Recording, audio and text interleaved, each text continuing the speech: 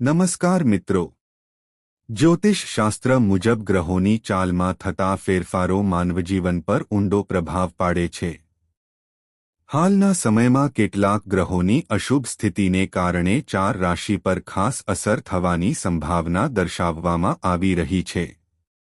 આ સમયગાળામાં આ રાશિના જાતકોને આર્થિક, માનસિક અને પારિવારિક પડકારોનો સામનો કરવો પડી શકે છે. સૌ પ્રથમ વાત કરીએ મેષ રાશિની. મેષ રાશિના લોકો માટે આ સમય થોડો કઠિન રહી શકે છે. ખર્ચમાં અચાનક વધારો થઈ શકે છે. કામકાજમાં અવરોધ આવી શકે છે અને મહેનત પ્રમાણે પરિણામ નહીં મળે. ખાસ કરીને જમીન, સંપત્તિ અથવા નોકરી સંબંધિત બાબતોમાં સાવચેતી રાખવી જરૂરી છે.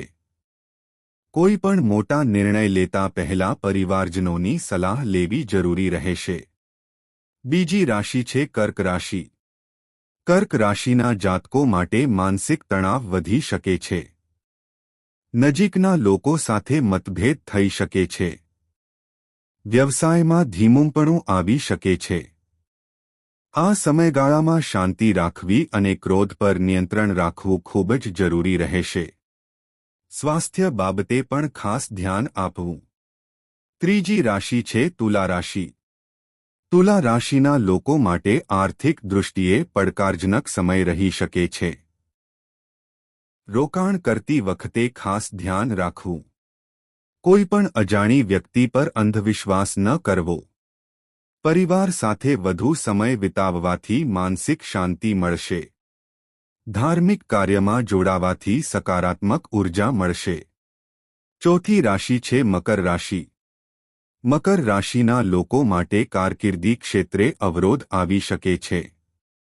સહકર્મચારીઓ સાથે મતભેદ થઈ શકે છે. મહેનત વધારવી પડશે, પરંતુ પરિણામ મોડું મળી શકે છે. ધીરજ અને વિશ્વાસ જ આ સમયગાળામાં તમારી સૌથી મોટી તાકાત બનશે. મિત્રો, યાદ રાખજો કે જ્યોતિષ માત્ર માર્ગદર્શન આપે છે. દરેક પરિસ્થિતિ સ્થાયી નથી હોતી. ખરાબ સમય પણ એક દિવસ જરૂર પસાર થઈ જાય છે. સકારાત્મક વિચારો, મહેનત અને પ્રાર્થના દ્વારા આપણે દરેક મુશ્કેલીનો સામનો કરી શકીએ છીએ. આ સમયગાળામાં દરરોજ સવાર-સાંજ ભગવાનનું સ્મરણ કરો. ગરીબોને દાન કરો અને માતાપિતાનો આશીર્વાદ લો.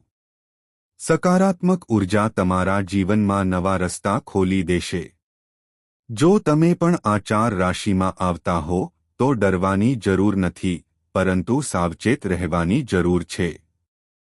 ધીરજ રાખો, મહેનત કરો અને વિશ્વાસ રાખો, સારો સમય ફરીથી જરૂર આવશે.